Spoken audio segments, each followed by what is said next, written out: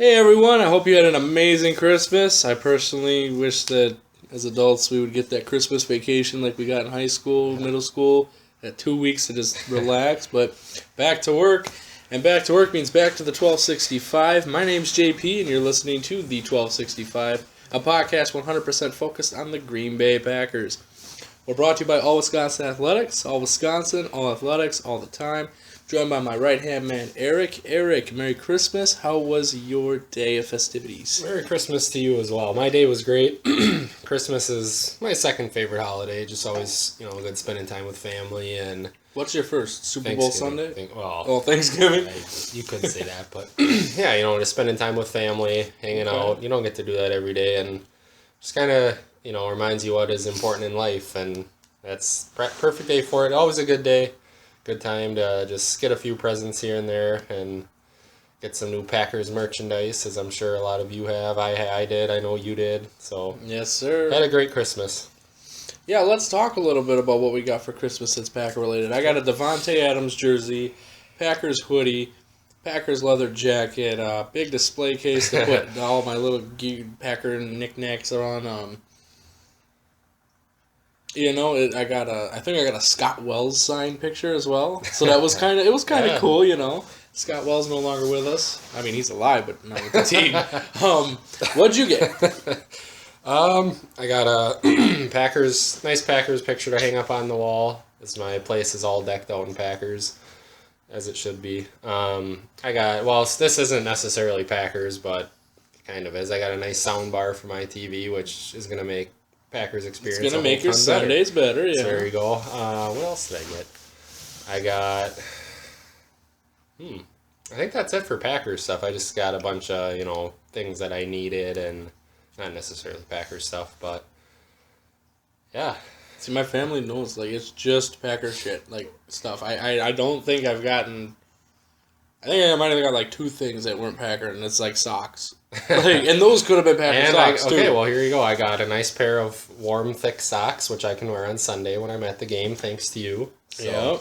Yep. Arrick will be live at the game against Detroit, the season finale. Going to be a good one.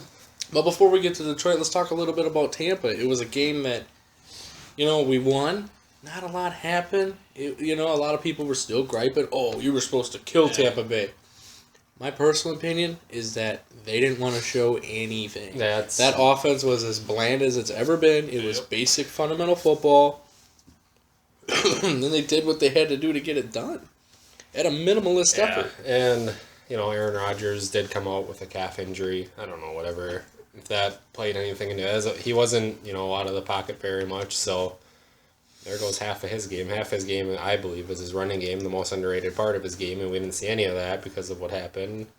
And, yeah, I maybe they didn't show a lot. That very well could be. Or, Tampa Bay, they're a lot better than what their record says they are. Out of how many losses? 11 losses or something. They were in the game, 8 of those, meaning that they could have won it. They only lost by a field goal. Or they lost with it in the last couple minutes or something. Well, they beat Pittsburgh, too. Yeah, they remember beat at the last minute that one game. They're a heck of a lot better than Do I think Green Bay could have blown them out? I think if Green Bay would have turned on the Jets, yeah. Well, absolutely. But I also think playoffs are coming around. You don't want to show too much in these games. You want to get by with as minimal effort as you can. And we've had Mike McCarthy for however many years now. We know he never has, and I don't think he ever will. He's, so to speak, put the foot on the gas. When has he ever done that? No, I mean Philly maybe, Chicago this year, but many games we should have just blew them out of there. And they just stuck around, hung around. I don't know what's up with that, but the offense wasn't so exciting. But the defense was really good. We had 7 sacks in that game, and that was probably the season high. It was really really fun to watch Clay. 3 of them. Yeah, and Julius was doing his thing. You had a lot of fun stuff to watch, and I texted you during that game. I said Morgan Burnett is the comeback player of the year for the Green Bay Packers. Oh, absolutely. I've never seen a turnaround like this. Absolutely. If we were talking last year at this time, we wanted him out. We wanted Morgan Burnett out. I was one of them, I'll admit it. Yeah, but the thing is I guess you put a fire under his butt by getting guys like moving Micah Hyde to safety. and you're either putting a fire under his butt or you're giving him a really good supporting cast. In this case, I think it got a little bit of both. Right. You know what I mean? Good to see, though. Great guy, Morgan Burnett. I think he is a starting safety in the NFL, and a lot of people don't realize that. And well, when they put him on the captain's photo for the playoffs, everybody's like, "Why is Morgan Burnett up there?" And the players stuck up. Yeah, the players are it's like, the players who voted. He's the defensive captain. They picked the captain, so obviously, they think highly of him. What does it say? Clay Matthews wasn't a captain. Does that say anything? Peppers, he was over Matthews. I mean, Matthews isn't really a rah-rah guy. Right, though. I think you need your rah-rah guys. That's what a team captain is. A guy who's going to get you ready to go and, going to talk when needed to talk. And yeah, and it's going to be that guy when you're slacking. He's going to be like, hey, get in the game, man. And maybe Morgan Burnett's like that behind the scenes. We don't know. But, yeah, it was really fun to watch that defense play. I mean, yeah, granted, McCollum's not amazing. Yeah, but their offenses, other than their wideout combos. Mike pretty Evans good, and though. Vincent Jackson. Oh, that's a hell of a 1-2 punch right there at wide receiver. So. And I don't know what happened to Doug Martin. I don't know. Yeah, somebody. I mean, I'm sure one of you guys listening had him on your fantasy team, and you don't know either. You're asking the same question. I highly doubt he is a Tampa Bay Buccanereer next year. He was almost a Miami Dolphin at the trade deadline. Something happened. But he was like a top 5 running back 2 years ago. Yeah, seriously. Muscle hamster, all this rah-rah talk. I don't know. But what do you think about Tampa's uniforms? I thought they were garbage. They look like an XFL or Arena football. Yeah, I'm waiting for like the sponsors to be all over their jersey. Yeah, they are. Way to ruin I was thinking the of that tradition. earlier today, actually. I like... Well, other than the orange ones with the Buccaneer dude on the helmet. I like the ones that they had just before that. I thought those were always cool. I like the ones with the...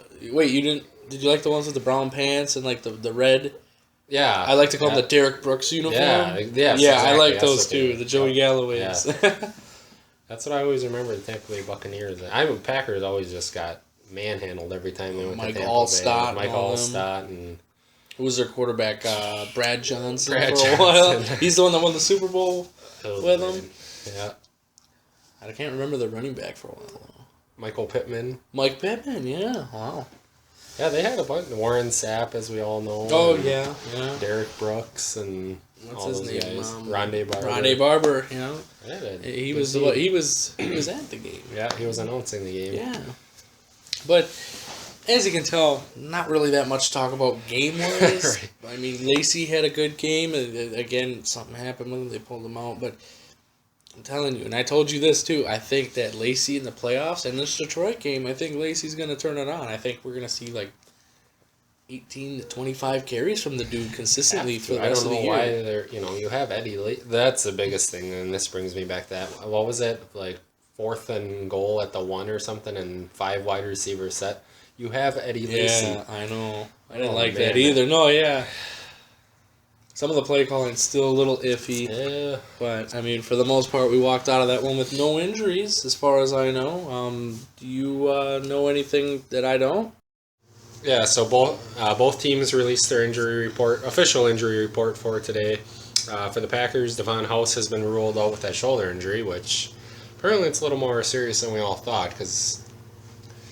after the game, McCarthy, that Monday night against Atlanta, McCarthy said, doesn't seem like it's something too serious. But he's said that before, multiple times with multiple injuries. So Devon House is out and probable. You got TJ Lang and Josh Sitton as always. Clay Matthews is listed as probable, Mike Neal, and then Aaron Rodgers is probable with the calf injury. And then for Detroit, Nick Fairley will be out. So, and then they have 3 guys that are probable. Joik Bell, the running back. Corner Mohamed Cisse, and wide receiver Kelvin Johnson is probable.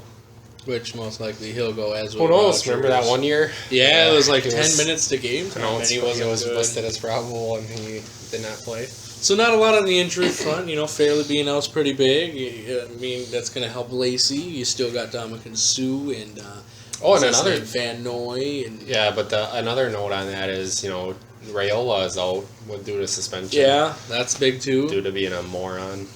So, yeah, I mean that they will have. I think they are starting a rookie at center, I believe.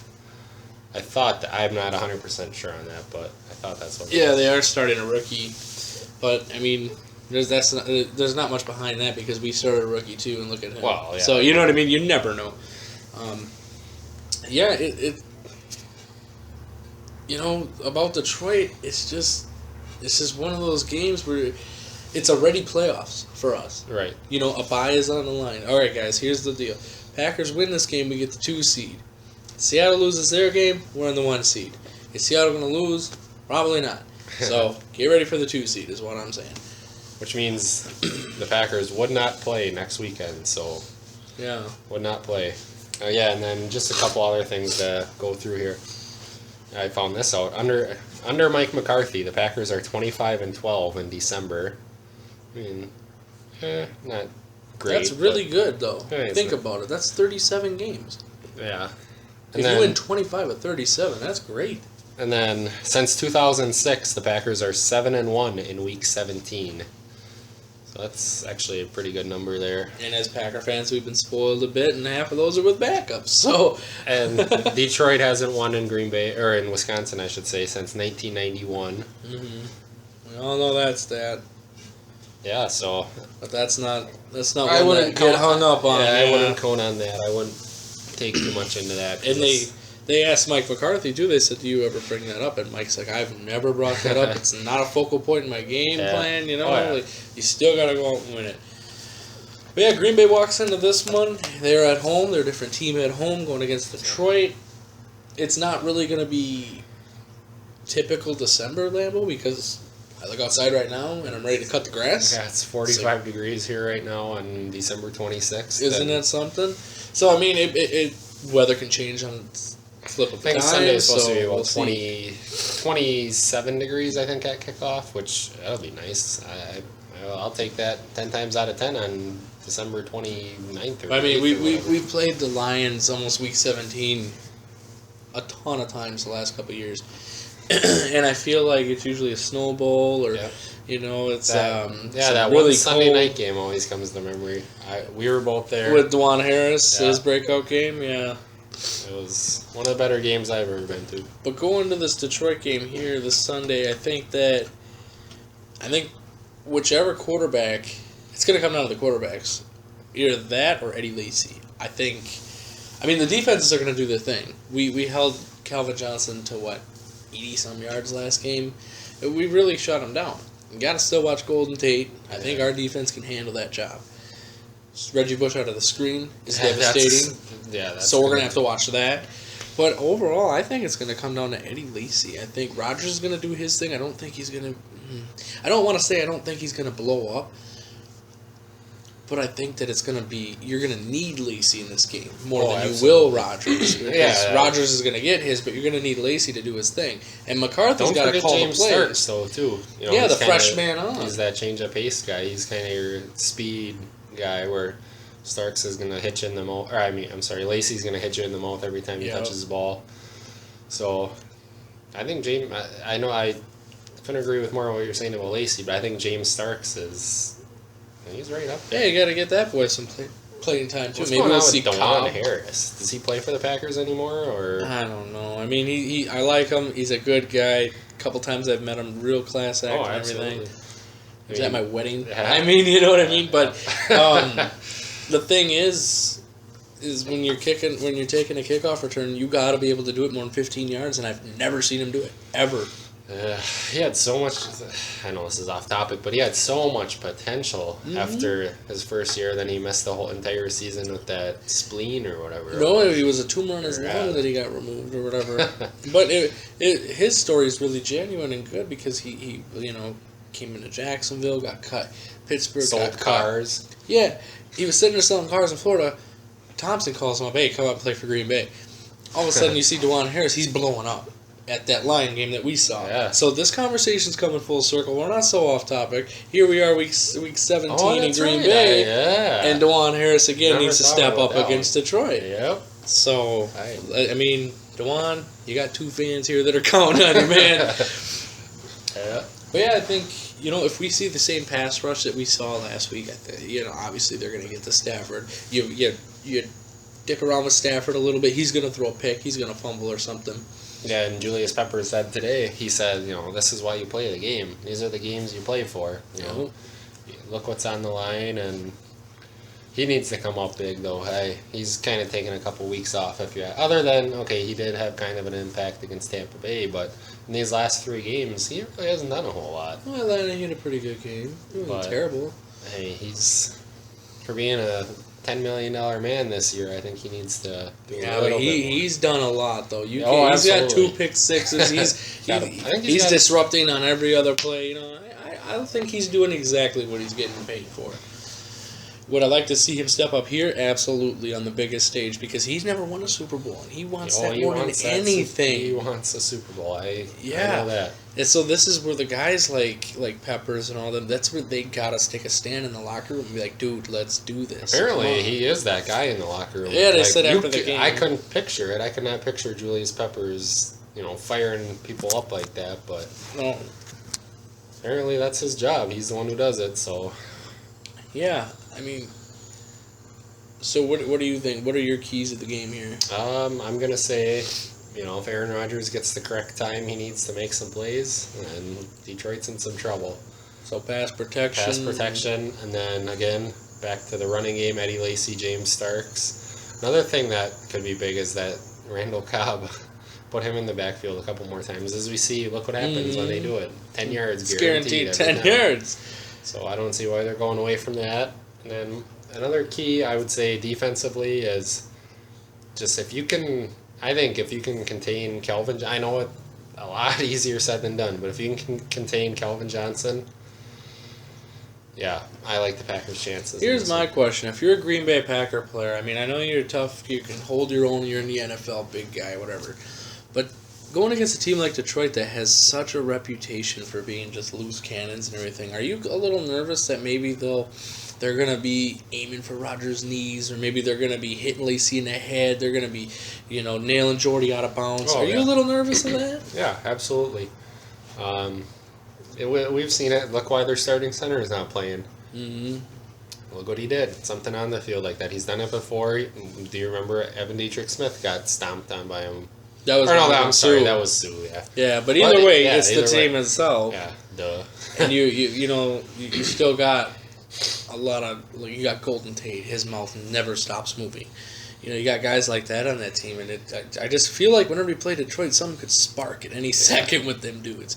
And as I expect it will, I just hope that they don't go for the little cheap shots and all that, because I'm sorry, but our quarterback much more valuable than yours. Right. So yeah, the Lions.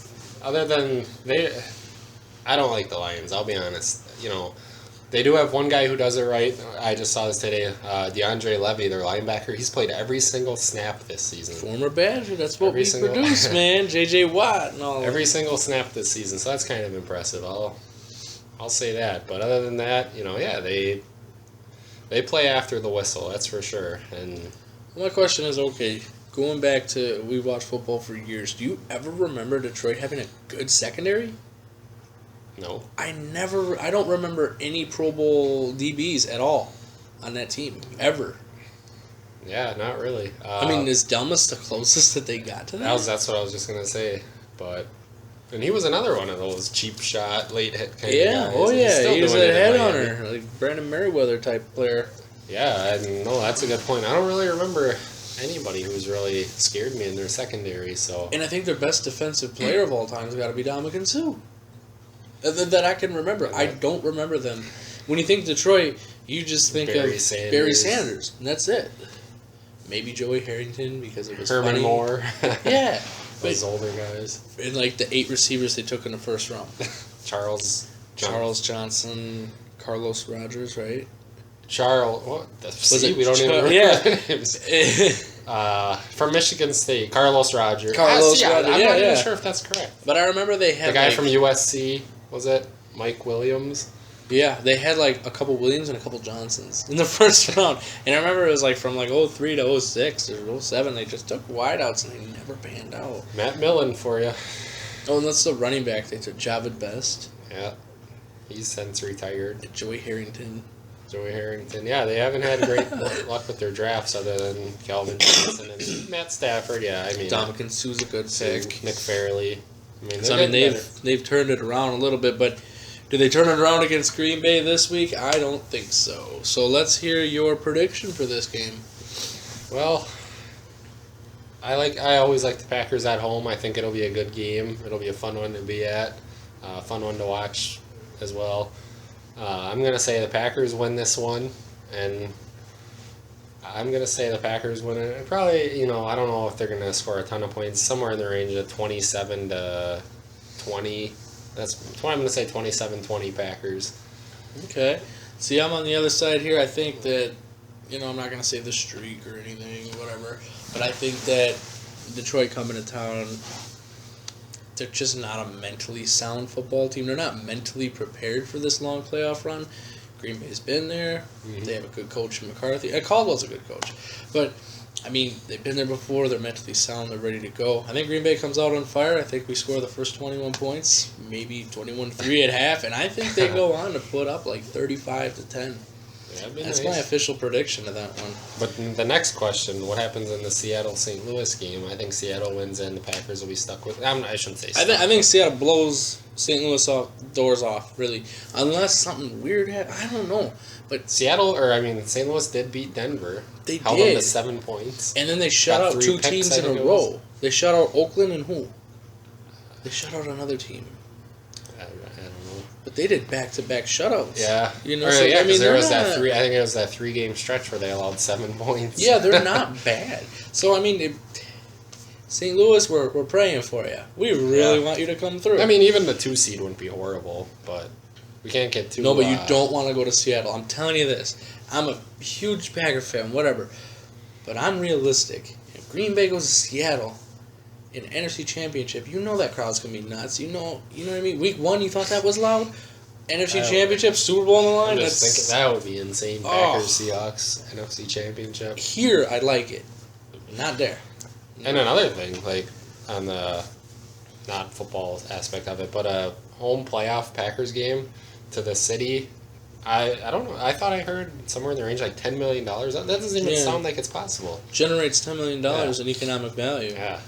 That's just insane. You got to think of the hotels, the restaurants, the bars, beer sales from gas stations, gas in the town that you're buying. There's a ton of factor. Food sales, everything, Not to mention, police tickets and stuff like that, too. I'm sure that brings it up as well. But there's a few other playoff scenarios that could play out a little to each way, so let's go over those real quick. What are those playoff scenarios around the league?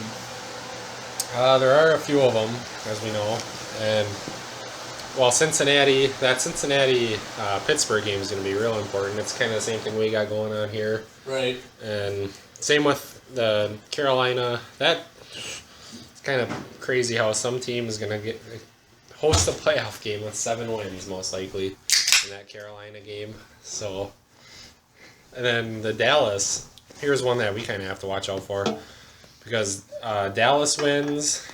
Dallas can clinch they can take our spot, basically. In the 2? Yeah. If we lose? Yeah, if they win. Yeah, if Dallas wins. See, it's like following a whole math puzzle here. Yeah, if Dallas wins, I think it's just if Dallas wins, Seattle ties. Yeah, see. Yeah, it's one of those. But anyway, I know Dallas can move up to the number 2 seed, because I think they would need us to lose, is what it is. And then, that Carolina, I think the one that's going to be interesting is the Carolina and Atlanta.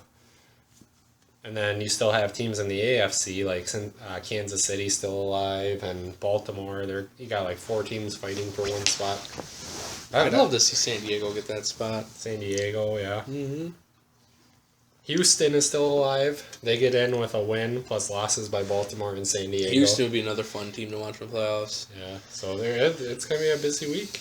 The team that honestly going in the playoffs, their record, don't get it twisted. I think that the Carolina Panthers in the playoffs could be a dangerous team. Yeah. Because they win the division, they host a playoff game. Oh, and did you know? And they could host a team like Detroit or something. The Cardinals can still get a first round bye. I'm guessing. Hold on, I'm not even looking. Let me guess. Seattle has to lose, Arizona has to win, and Green Bay has to lose. They can clinch a first round bye if they win and Seattle loses. Okay. That's it? Yeah, or if they tie, Seattle loses and Dallas loses. Or they can, if they tie, Seattle loses and the Packers-Lions game is a tie. Okay. Well, let's not hope for any ties. Who figures all this stuff out? It's all percentages and all that, yeah. But let's go with our newest segment here, Questions with Eric. We did the either or earlier on in the year. We're going to switch it up a little bit. I'm going to ask this man the hard questions, and he's going to give us his best answer possible. So question number 1, if you could trade one team from our division in the NFC North for another team, what would it be and why? Interesting. I don't know, because I like all the rivalries we got going on. If I had to get rid of one, probably would be the Vikings. I would get rid of the Vikings, and I would have to bring in a team. Mm-hmm. You'd have to bring in a team for another division. I would probably say Kansas City, just because, another storied franchise. I've always kind of had a spot for Kansas City. Storied team, great fans. They like I think I've said this before, but they remind me of the Packers. They really do, with their fan base and kind of a smaller market. But yeah, I would bring in Kansas City and get rid of Minnesota. Even though I like beating up on the Vikings twice a year, but it is nice. But they're going to finish with a better record in Chicago, and how crazy is that? Yeah. What do you see as a need the Packers will draft this coming year? Oh, I mean, not knowing the draft order or anything, what do you think Green Bay needs to take? I have two guys on my radar right now. I think inside linebacker needs to be your first pick, just to kind of get that solved. I think I think it's if they end up releasing Brad Jones, they gain money, I think it was. Mm. You can kind of say goodbye to Brad Jones. Well, you never know. Ted Thompson seems to love himself some Brad Jones, but I would say inside linebacker, there's two guys that I would be very happy with right now. You got A.J. Johnson at Tennessee. I've watched a few. This guy, he's around the ball every single play. Sure tackler. And then you got Trey DePriest from Alabama, same thing. Always around the ball, big guy. Again, Alabama has given us Lacey, Clinton Dix. Hubbard. You got Adrian Hubbard on the practice squad. Why not get another one? Yeah. And I know you were pretty big on C.J. Mosley coming in the draft. Mosley, I wanted him. And that's kind of like I don't know what you want, like the feeder system to the NFL. It's the training grounds. Let's be honest. So inside linebacker, and then my second would be corner. I really haven't looked at any corners in the draft yet, but I go inside linebacker, corner. Then what else do you really need? I was thinking about that. Tight end. Yeah. If there's Eric Ebron out there, you try to get him. I would say another offensive lineman. If he's there, I don't think there's ever been a year where Thompson hasn't drafted like two of them. Yeah, I mean, some work out, some don't, but hey, we finally got the mix that we want now. And something we could really talk about, quarterback. Is this the year you take a quarterback? Maybe in the 6th, 7th. Because I don't think undrafted. I don't think Matt Flynn's your answer at backup. Scott Tolzien is just so raw, you don't know what you have from him. See, for this Packers team, I almost say get a veteran. Yeah. And put him back there, They tried it with Seneca Wallace, Vince Young. I'm talking about a good back. All right. What was the most fun you've ever had at a Packer game at Lambeau Field? Well, every time I go. Every single time I go. But if you had to pick one time that was just, you walked out of there like, wow, Man.